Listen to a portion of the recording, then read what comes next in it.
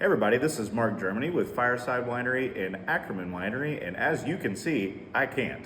So today we are going to be doing a little blind tasting of all of our club releases for the April wine clubs. And we're going to tell you a little bit about each wine and see if I can identify them without seeing what they are or knowing what they are.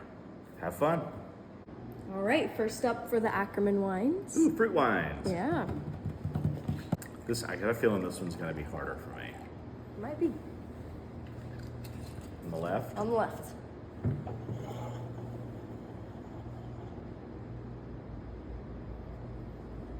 Okay, this is something that has cranberry in it.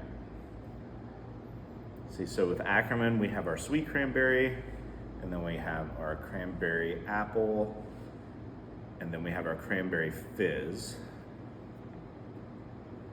I don't hear any fizziness, so it's not cran fizz.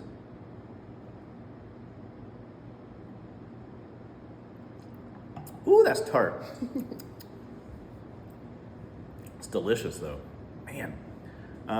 Ooh, is that cranberry or cran apple? I'm not really getting the apple character, so I'm gonna lock in my vote at sweet cranberry. Awesome. Nice. So, if you like cranberry, this is all cranberry. With Ackerman, we try to bring in whole fruit as much as we possibly can to make our Ackerman wines. We try not to use concentrates if we don't have to. However, cranberry is one of those wines that I will admittedly say that we use concentrate. We have tried to use whole cranberries in the past, and they're very, very difficult to work with, really difficult to process. They tend to be a little bit harder, and they can be a little bit hard on the machinery.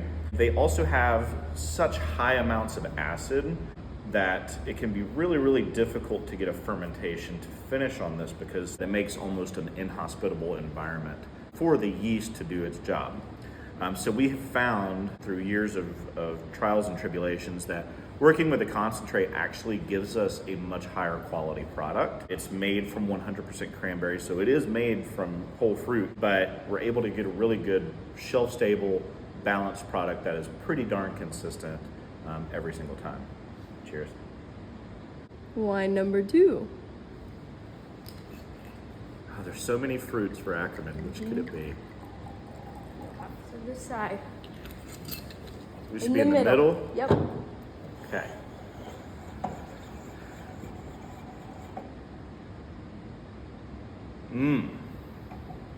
It's a brambly fruit of some sort.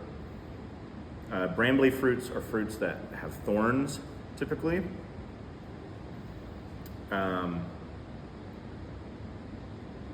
So the 3 brambly fruits that we use are going to be red raspberry, blackberry, and black raspberry.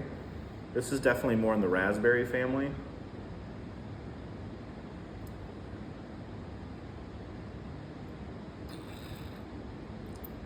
So this is definitely red raspberry. It's not as dark and brooding, am I right? Good job.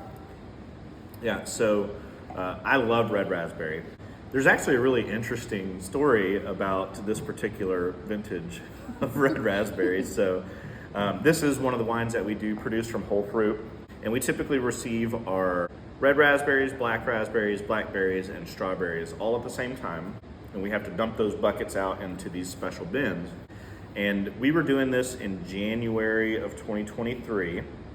And Zach and I are in there dumping all this fruit out, and all of a sudden out of nowhere this freak thunderstorm comes out of just absolutely nowhere, and we start getting these alerts to take shelter, and come to find out a tornado had touched down basically right across the street from us in Conroy, and Zach and I are literally dumping out fruit during a tornado while we're getting all the customers down into the basement in the retreat. So definitely a fun story behind this one.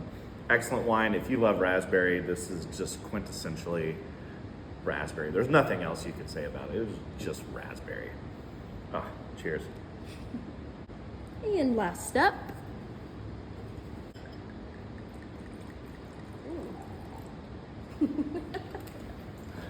There was a reaction out of Kendall, no so I'm interested to spoilers. see what this is. Oh, what is that? This is really testing my sensory analysis like black currant, but we don't make a black currant. What is this? It's not black raspberry. It doesn't have that brambly fruit character.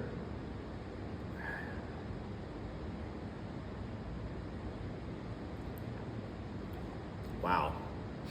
So this is really, really dark, really mouth coating. Really, really coats the palate. It's got really balanced acidity, so it's sweet, but there's so much acid that it doesn't taste sweet. I can tell it's something dark. It's got a little bit of tannic structure to it, which gives you that kind of dry feeling on your tongue. So I think I have to narrow down that the only thing that this could be is probably elderberry. You got it. Heck yeah. So, oh yeah, you can see how dark elderberry is. It's really, really, really high in a protein called anthocyanins. And anthocyanins are what give things color in the wine industry specifically, but all throughout nature. So purple onions, the things that make purple onions are a combination of red and blue anthocyanins. Blueberries are really high in blue anthocyanins.